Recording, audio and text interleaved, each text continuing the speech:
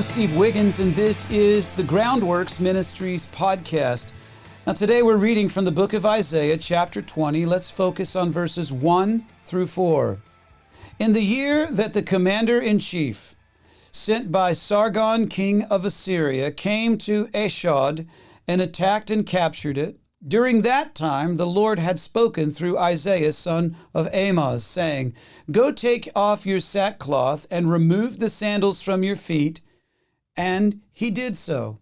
Going naked and barefoot, the Lord said, "As my servant Isaiah has gone naked and barefoot 3 years as a sign and omen against Egypt and Cush, so the king of Assyria will lead the captives of Egypt and the exiles of Cush, young and old alike, naked and barefoot, with bared buttocks, to Egypt's shame."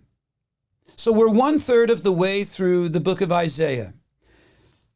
And so far, we know almost nothing about Isaiah himself. We know that he had a wife and he had 2 sons, but what kind of person was Isaiah, the man? And to put it simply, he was obedient. And the cost of obedience to God's will is high. And the follower of Jesus knows that. But few have gone to the lengths to which Isaiah was commanded. Have you ever, for instance, felt that you were called to do something that was just a little, let's just say, below your dignity? Maybe there's many followers of Jesus and they feel just like that. I have.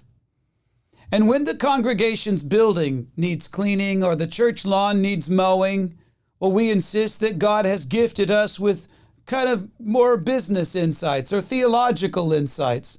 We don't have the skills to use a vacuum. That would be a waste of our skill to use a vacuum cleaner or a weed eater for Jesus. Consider the words of David. Psalm 84, verse 10, "Better is one day in your courts than 1,000 elsewhere. I would rather be a doorkeeper in the house of my God than dwell in the tents of the wicked." Remember how the Apostle Paul urged the Philippians to not think too highly of themselves? God's message through the media of Isaiah's, I call it performance art. It's not primarily for Egypt, Ashdod, or Cush. It's actually for Judah, and especially for King Hezekiah, who was tempted to look to other nations for military deliverance from the menace of Assyria. You see, it's foolish to trust anyone apart from God. And though Hezekiah was essentially a godly king and given to reform, he was also prone to compromise whenever the crisis came. They say people are like tea bags. You never know what they're like on the inside until you put them in hot water. When you put Hezekiah in hot water, he seeped out anxiety. Does that sound familiar? It is the essence of world politics today. Hezekiah's glances toward Egypt for help did not win him favors with Isaiah or the Lord. This is a message Hezekiah will have to hear again. The attraction of Egyptian, Philistine military expertise might bring short-term benefits, but as guardians of the truth, God's people are to be separate from all forms of unbelief.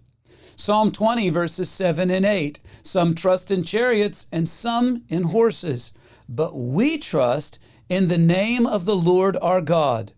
They are brought to their knees and fall, but we will rise up and stand firm."